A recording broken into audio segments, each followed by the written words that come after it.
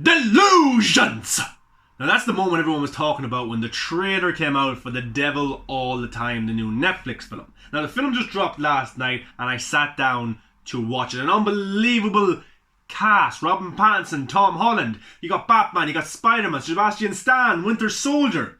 Man, there's an awful team of superheroes in this film. You got Jason Clarke, you got Bill Skarsgård, you got Haley Bennett. An unbelievable cast. But sometimes when you have an unbelievable cast, something lets down that cast, whether it be the story, the direction, and the film altogether, when it's put together, doesn't turn out that good. Now here, it has elements of that, but it's not ultimately a bad film. It's actually a very, very well made film and a very, very good film. And actually with the script and the source material that they had to work from, I bet this was actually hard to turn into a feature film. Now, fun fact, the author of the book, The Devil All the Time, is actually the narrator of this film, which is kind of pretty cool. It actually links into what the film is actually about. Now, it follows a young man who is a good guy, but he's surrounded by bad people. And all he wants to do is do the right thing, but sometimes he has to do the wrong thing to protect the people that he loves. And that's basically the story. Now, when you get into the film, it's a lot deeper than that. Really, really deep. First 40 minutes, you don't see Robin Pattinson, you don't see Tom Holland. It follows Bill Skarsgård's character. He's a very good actor as well, remember from the It films, Pennywise. But it follows his character coming back from World War II. And that's where this film is really set, between the end of World War II and then into the 1960s. When Bill Skarsgård comes home, he is emotionally and mentally damaged from the war, from the things that he has seen. He used to be a man of God, and that's a big element of this film, God, Jesus Christ, the Bible. It really is. He used to be a man of God, but through the things and the experiences that he's had, he has turned his back on that. And there's a scene with a cross, which is a running theme throughout the whole film. And really, God and religion is what this film is about. Now, especially in America in the 1940s, 50s and 60s, religion, especially in the smaller towns, was very big. It was what drove the town. The preacher was the main guy. Maybe even like a local celebrity, because if you do what God says, if you do all the right things you're supposed to do, like the Bible says and like your preacher says, then the preacher is the guy who can get you into heaven and get rid of all your sins. And that's how people were mentally, I'm going to say brainwashed, but in a way they kind of were, because these preachers were looked at as men of God, even when they have done bad things themselves. Now me, I'm not big into religion, and maybe you are, and that's how you feel about that, but it's all about perspective and perception and how things have come to you. But especially in America around those times, especially in West Virginia, Ohio, people were manipulated in ways through religion. And that's played a big part in this film. In the first 40 minutes, you don't see Robin Pattinson, you don't see Tom Holland. Bill Skarsgård is in the first 40 minutes of this film, and his acting is brilliant. He's a very, very emotionally torn man. He can see when he's doing bad. He can see when he's doing good. Sometimes he does bad to show his son what you should do in situations, and sometimes he has to do bad because that's just the situation that he's in.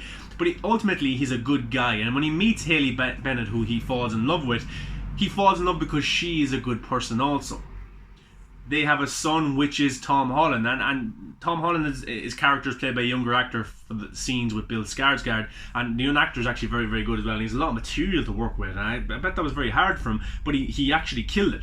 But there's so many stories going on within this one story. There's so many character arcs which interlink together throughout. You know, we start off just after World War II. Certain characters meet each other, they don't even know each other, but they cross paths, and then later on their stories cross paths, and then later on the kind of next generation, their sons or daughters cross paths, and then everyone kind of meets. It's very connected film, and it's kind of like sometimes you have to kind of step back out of reality and say, would that really happen when those people meet? Would that really happen down the line? But at the end of the day, it's a film, but it's not too out of the way where you're like, that doesn't make any sense at all. Now what this film does is it absolutely is brilliant at getting you into the story, getting you into the surroundings, the setting. You know, I felt like I sat down and watched this for 2.5 hours, and I felt like I knew these characters. I felt like I knew the towns they were from, the places they were living, what they believed.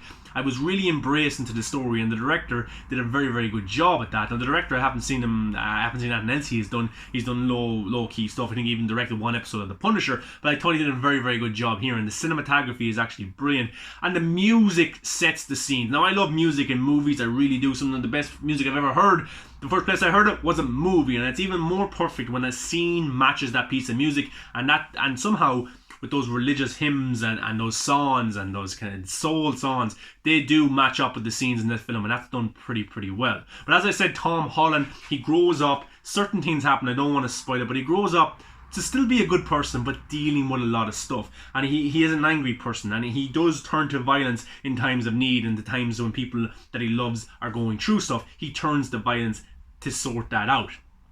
Now there's some pretty bad people in this film. Evil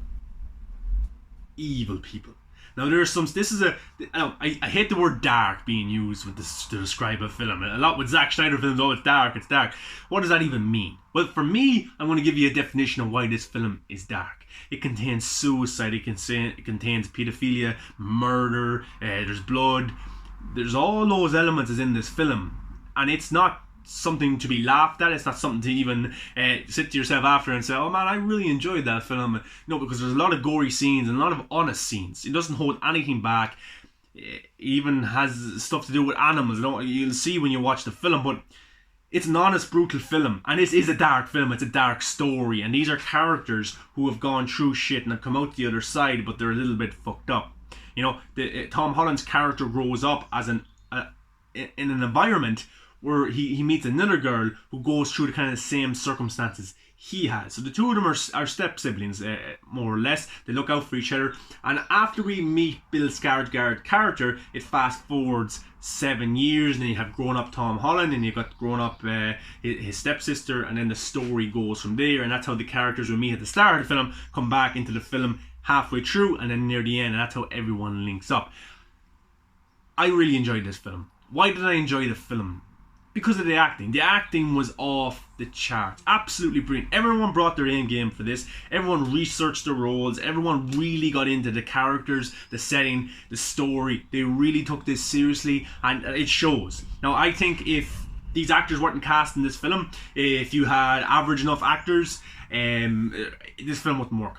The script isn't that detailed. The script isn't that amazing where, anybody could come into this film and this script has no flaws. It has flaws, but it doesn't show them all because it's kind of covered up in a way by the magnificent acting. Jason Clarke plays a bad guy, very, very good acting.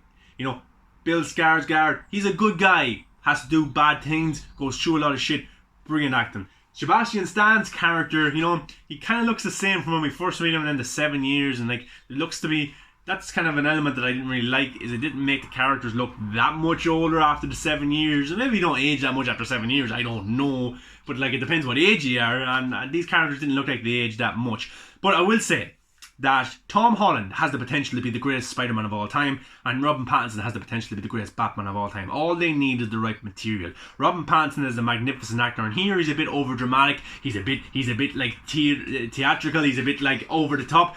But it works for the character that he's playing. He's playing a preacher who isn't a good guy either, but his acting is brilliant. There's a scene between him and Tom Holland in a church, and I was just glued to the screen with this scene because the acting is brilliant, the intensity, you're just like, what's gonna happen? And then it all kicks off, not in terms of action, but in terms of the acting that the both actors are trying to do, kind of like an act off between the two of them, because it's very, very done. Now, Tom Holland, as I said, has the potential to be the greatest Spider-Man, but the material that he's gotten in the MCU, for me personally, hasn't been the greatest to work with. I think this should open the eyes to Kevin Feige, even the MCU and some of the directors, that Tom Holland can act. He is a very, very good actor, and give him better material and he will absolutely kill it. He was brilliant in this film. Him and Robert Pattinson stole the show, even though everyone else around the film was absolutely brilliant and pulled their own together and really made the film enjoyable in terms of watching their acting. If you're an actor, if you enjoy films, if you love how actors get into the process of things, this is a film that you should sit down and watch just for the acting alone. Absolutely brilliant. I will definitely watch this film again, not because I enjoyed the dark elements that was in this film, not because that part was enjoyable, but because the acting, the cinematography, the music, the setting, the way the story flowed and intertwined together, it all has payoff. You need to be patient with this film because it will pay off in the end. You're like, where are they going? But then it comes and then everything clicks and you're like, oh, okay. Really enjoyed this film, guys. Definitely check out this new Netflix film, The Devil All the Time. Robert Pattinson is brilliant in his role. Tom Holland, for me, has opened my eyes. I've always said that he's potentially be a great actor. here he really kind of shows, and I want to see him do more dramatic stuff. Guys, let me know your thoughts on Devil All the Time. Give a like, comment, subscribe, and see you next time. Delusional! Yeah, I can't act.